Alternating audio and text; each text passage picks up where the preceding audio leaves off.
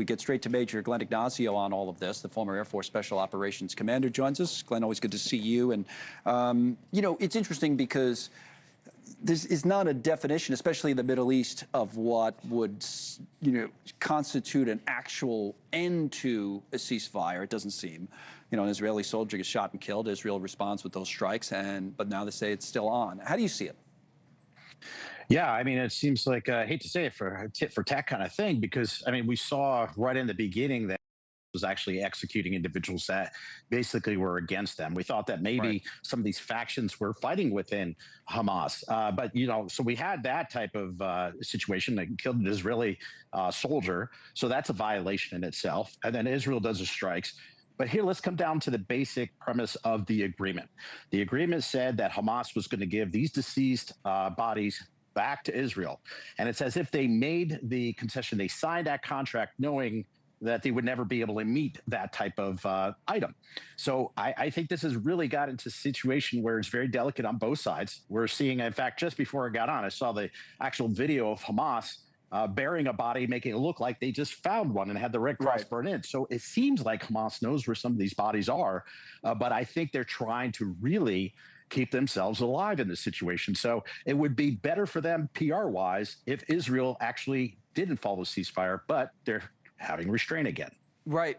And the president's a key player to me in all of this, because, and we've heard his comments on it. We played a clip last hour. Like, President Trump wants this to work. It's his deal, and he said stuff to the effect of, you know, nothing's going to get in the way of this.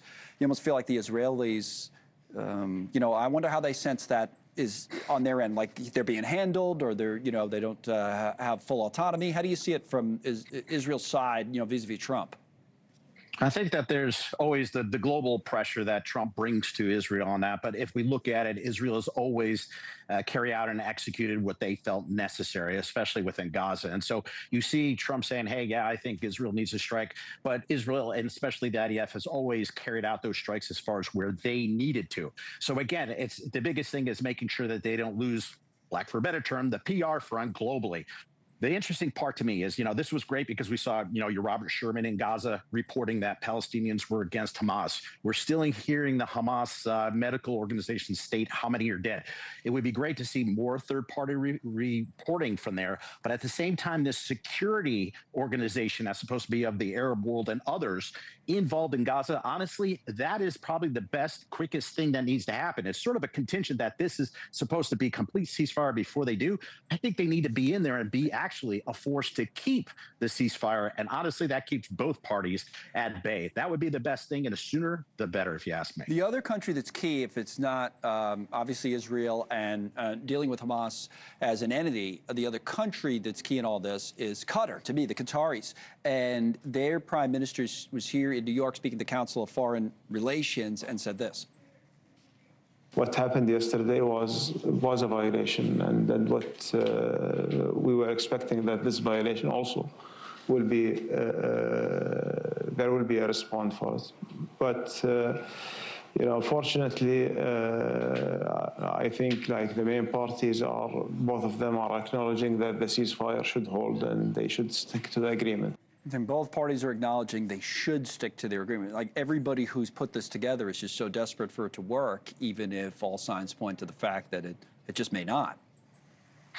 Yeah, you're absolutely right. And you have to come back to it. And also, what is the emotional response of people? Okay, so if the Hamas isn't handing over the deceased bodies, that's a violation of the agreement. Okay, this strike is a violation of the agreement. The killing of the Israeli soldier is a violation of the agreement. But again, when you see this, when you hear that the Hamas is not handing over the bodies, okay, that feels bad.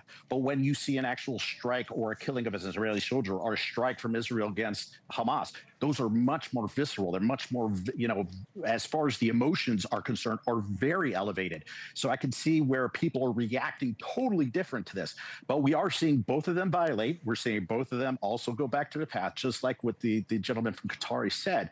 So as long as we can get to this case, that's great. But we should stop all particular killing, both from Hamas and from the IDF. And again, the only way we're going to see that is, I think, is with a third party involved, that security firm, or security organization.